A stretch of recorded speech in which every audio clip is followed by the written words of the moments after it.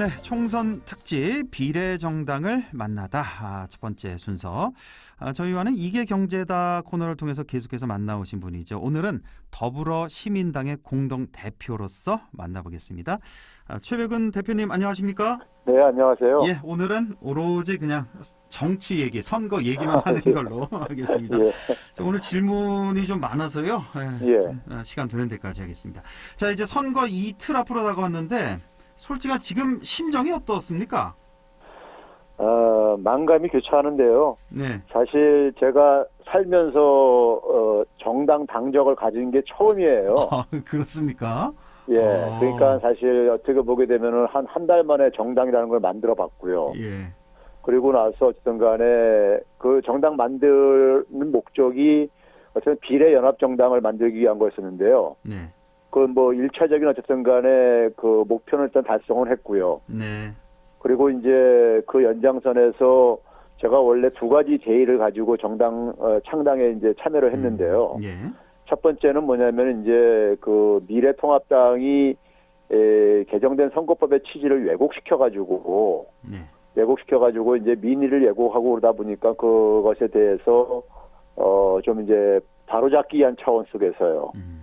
그러니까 이제 뭐 미래통합당이 위성정당을 이제 어쨌든 간에 미래한국당은 위성정당을 자회사를 만들어가지고 그래가지고 사실은 그 소수정당으로 위장을 해가지고 소위 말해서 의석을 이제 그러니까 소위 이제 과도하게 이제 가져가는 건데요. 침탈해가는 건데 그걸 막기 위해서 이제 그러니까 하나 한 거고 두 번째는 이제 소수정당들한테 좀 이제 어쨌든 간에 그 기회를 좀 열어주기 위해서 했는데 이제 뭐 처음에 목표했던 것처럼 이제 그러니까 좀 충분히 만족스럽지는 않지만은 그 두 가지 대의는 어쨌든 간에 지금까지 지켜왔다고 생각이 들고요.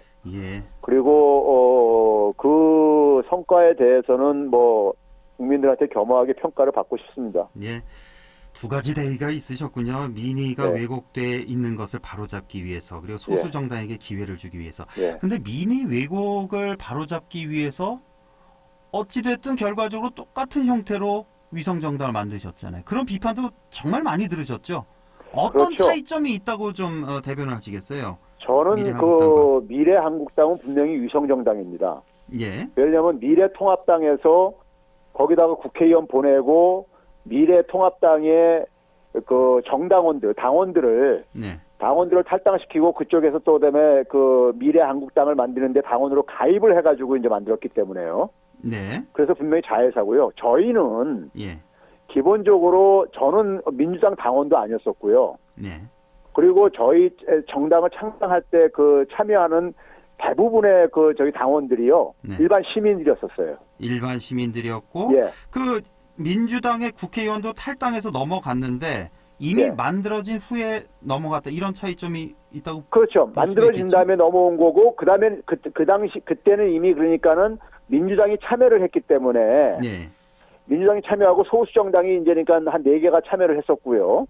그런 상황 속에서 그 어쨌든 이제 저희는 어쨌든 간에 이제 그 비례연합정당인데 기본적으로는 민주당의 지지층들의 어떤 하나의 그 지지를 가지고 사실은 이 비례 후보들을 만들어내는 정당일 수밖에 없어요. 그러다 보니까 민주당 입장 속에서는 어쨌든 간에 선거 전술상 보다 우리가 앞번호를 좀 받을 필요도 있고요.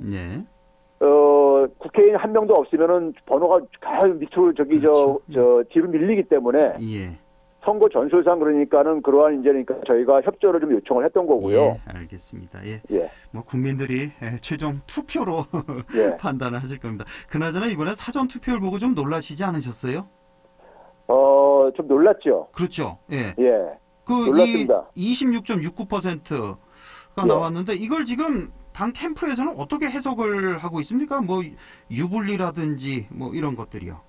여러 가지 복합적인 요인이 있는 것 같은데 만약에 이 투표율이 수요일 날 이제 정식 투표일 날도 선거일 투표 날도 그러니까 이어진다면은 저는 굉장히 고무적으로 판단하고 있습니다.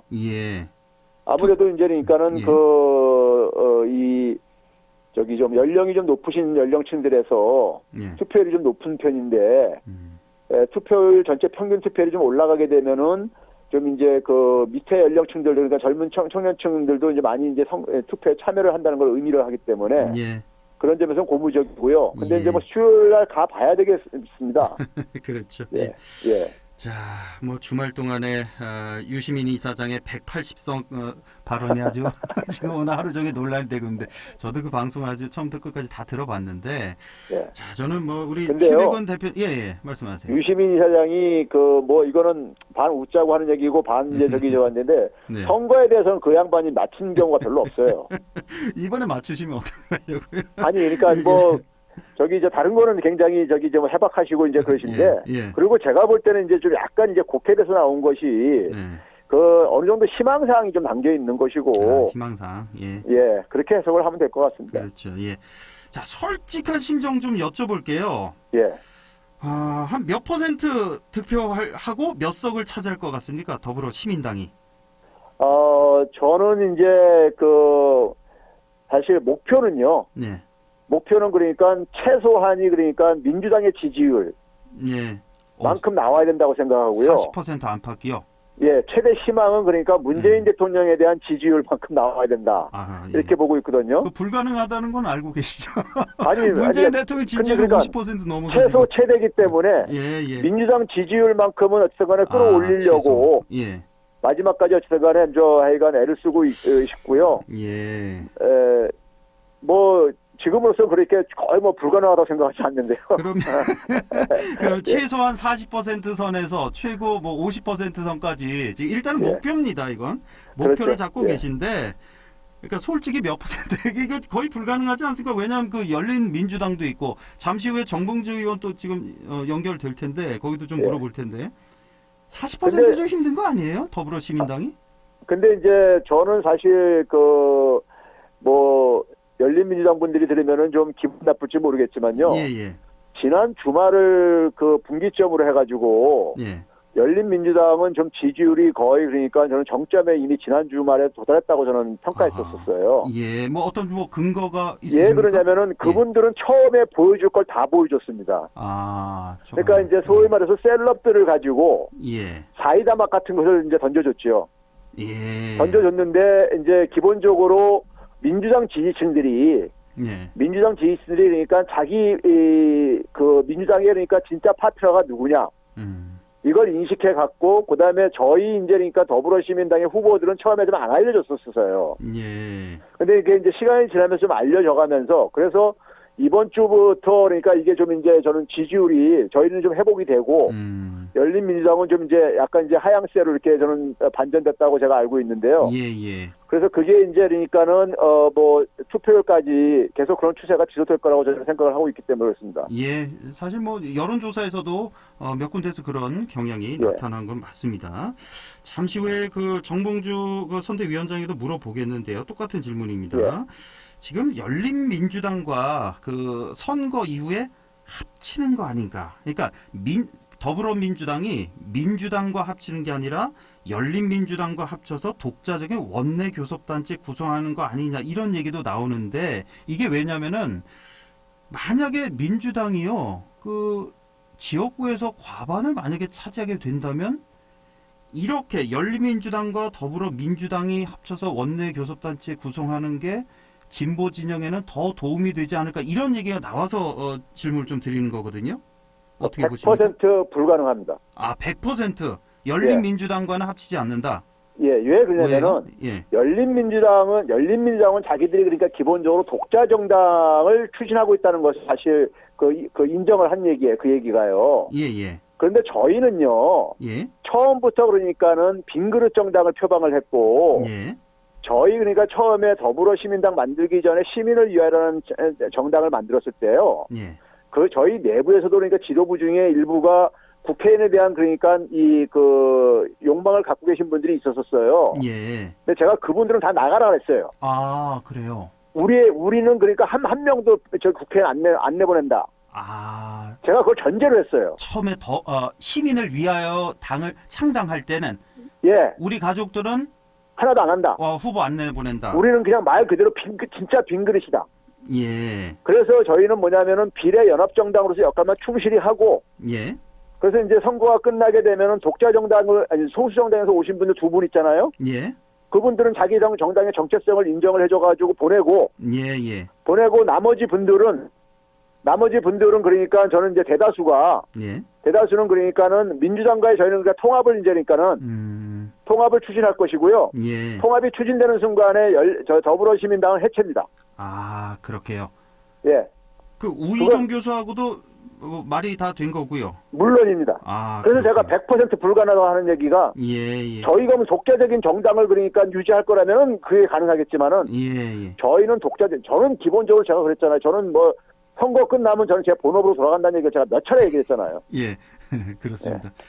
뭐 그 말씀에 대해서 지금쯤 뭐 후회하신다거나 뭐 아쉽다거나 없습니다. 제가 만약에 생각이 있었으면은 이 정당 만들자 이런 정당을 그렇죠? 안 만들었죠. 예. 자, 그리고 사실 이 비례정당 어떤 구도 얘기만 좀 정치권에서 많이 하는 것 같아서 사실 더불어시민당의 그 대표 공약 있잖아요. 제일 첫 손가락에 꼽히는 공약이 뭔지 잘 모르겠어요. 한 가지만 좀 말씀해 주시죠. 저희가 이제 이번에 이제 그러니까 우리가 대표 공약을 얘기할 때 많은 분들이 별로 안 보인다는 얘기를 하는 이유가 당연하다고 저는 생각이 드는 게요. 지금 모든 정당 다 안 보여요, 공약이. 아니 근데 이제 저희는 이제 그러니까 왜 그러냐면요. 저희는 다른 일반 정당하고 차이가요. 비례연합 정당이에요. 그렇죠. 그러면 뭐냐면은 민주당이라든가 그러니까 기본소득당이라든가 시대전환이라든가 이런 정당들 있잖아요. 정당들을 그러니까 담아줬기 때문에 그 정당들의 공약이 우리의 공약이 되는 거예요. 아, 그럼 현재는 세 개 당의 공약이 다 들어와 있는 거네요. 거기다가 이제 시민사회 단체에서 보내신 8분 있잖아요. 8분의 살아온 삶이 그러니까 공약인 거예요. 아하, 그렇군요. 그 저희가 독자적인 공약을 만들 수 없는 거는 저희가 독자 정당을 추진하는 게 아니기 때문에. 그러니까 알겠습니다. 지금까지 정당 역사상 이런 정당은 없었죠. 그렇습니다. 이번에 그러니까 선거법이 이상하게 이제 뒤틀리면서 저희 같은 어쨌든 간에 좀 태어나지 말아야 될 정당이 태어난 거예요. 태어나지 말아야 할 정당 가장 중심에 계신 분이 보시기에 이제 다음 선거부터는 이런 일이 있어서는 안 되겠죠. 맞습니다. 국민들을 위해서라도. 맞습니다. 자, 그럼 공약은 그렇고요. 그럼 지금 그 비례 후보들도 사실 열린민주당과 비교해서 그렇게 많이 알려지지가 않았습니다. 지금 딱 한 분만 좀 소개를 해주신다면요. 뭐 대표성을 가진 우리가 이제 비례 후보들은요. 각계 전문성을 가는데 저는 셀럽 같은 분들은요. 지역구에서 출마해야 된다고 생각해요. 아하, 저희는 뭐냐면은 1번이 그러니까 신현영 교수라고 명지병원이요. 그 감압병원으로 가는데 이분은 뭐냐면은 우리가 여기 비례 후보는 절반은 그러니까 여성으로 채우게 돼 있어요. 그렇습니다. 그래서 뭐냐면은 코로나19 사태에서 그러니까 최전선에서 싸마시는 분들 중에서 그 의학계에서 여성의학계하고 가정의학계에서 추천을 좀 해달라 했어요. 그래서 이제 그쪽에서 추천을 보내신 분이에요. 아하. 그리고 이제 뭐 2번 김경만 후보는 중소기업 거기서 보내신 분이고요. 오랫동안 중소기업 정책 전문가로 했던 분이시고. 뭐 권인숙 씨 교수는 잘 아시잖아요. 이분이 그나마 좀 많이 좀 알려진 그 분이시죠. 윤미향 씨도 잘 알려진 분이시고요. 그리고 뭐 이동주 씨 같은 분은 이제 그러니까 소상공인에서 그러니까 지난 한 2, 30년 동안에 그러니까 현장에서 그러니까 소상공인들한테 이분은 그냥 전폭적인 지지를 받더라고요. 보니까요. 알겠습니다. 그러니까 뭐 셀럽들 같은 경우 아주 많이 알려진 분들은 지역구로 가는 게 맞고 사실 지역구에서 당선되기 힘든 뭐 여성이라든지 뭐 소수자들 이런 분들이 이제 비례로 뽑히는 게 그게 이제 취지니까. 저희는 각 분야에 다 포진돼 있습니다. 알겠습니다. 자, 최근에 여야 막말 논란이 있잖아요. 잘 알고 계실 텐데 대표적으로 지금 뭐 상당히 많습니다만 통합당의 차명진 후보 세월호 텐트 논란, 또 이쪽 민주당에도요. 그 민주연구원의 백원우 부원장의 어떤 또 막말 논란이 좀 있습니다. 어떻게 보십니까? 간단히 이 막말 논란에 대해서. 저는 그 차명진 후보가 가지고 있는 그 생각은요. 저는 미래통합당이에요. 미래통합당, 그 상당수 공감대가 형성되어 있는 그런 저거예요. 사실은요. 저는 그렇게 봐요. 그러다 보니까 윤리위원회에서 그러니까는 제명을 안 했던 것이고. 그리고 그게 소위 말해서 우리가 무슨 뭐 태극기 부대니 이쪽에서 그러니까 전폭적인 거 지지를 받고 거기서 그러니까 이 헌금도 저기 그 발언하고 난 이후에 오히려 그러니까 막 지원금이 막 저기 세배했다는 거 아니에요. 예. 네? 그러니까 그쪽 부분들의 어떤 정서가 그대로 미래통합당에 그대로 있다 보니까는 그런 발언이 그러니까는 툭하면 튀어나오는 것이고 차명진 후보뿐만이 아니라요. 저쪽에 춘천의 김진태 후보 같은 경우도 그러니까는 논란이 되고 있어요. 많이요. 그렇습니다. 뭐 현수막을 훼손해서 지금 논란이 되고 있는데. 그런데 이제 우리 백원우 후보 같은 경우는 백원우 후보 같은 경우 사실 그러니까 이제 이쪽 상대방에서 그러니까 좀 이렇게 너무 이제 그러니까는 말 같지 않은 얘기를 하다 보니까 그걸 감정적으로 대응하는 과정 속에서 그런 표현이 저는 나왔다고 생각이 들고요. 표현이 좀 과하긴 과했죠. 그렇죠. 그러니까 이제 우리가 예를 들어서 뭐 싸마는 모습이 국민들한테는 별로 좋아 보이지 않잖아요. 그렇습니다. 거친 표현은 아무래도 국민들은 싫어하고요. 맞습니다. 지금 이제 이틀 남다 보니까 뭐 선거판에 흉기도 나오고 골프채도 나오고 뭐 막말에 폭행이 막 나오는데 정말 이런 거 좀 이제는 좀 없었으면 좋겠습니다.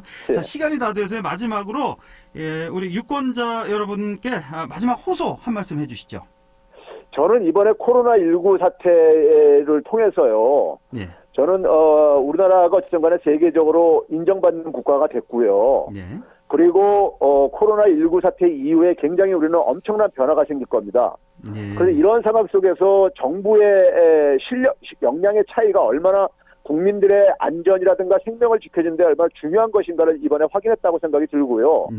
그런 점에서 더불어시민당은 기본적으로 민주당과 한 몸이고 문재인 대통령이 그러니까는 후반기 그러니까 국정 운영을 성공적으로 하기 위해서 뒷받침해주기 위해서 만든 정당입니다. 그래서 문재인 정부가 그러니까 계속해서 국정 운영을 안정적으로 성공적으로 하기를 원하시는 유권자들께서는 저는 좀 우리 후대를 위해서라도 그러니까 전폭적인 지지를 좀 부탁드리고 싶습니다. 지금까지 더불어시민당 최백은 공동대표와 함께했습니다. 고맙습니다. 네, 감사합니다.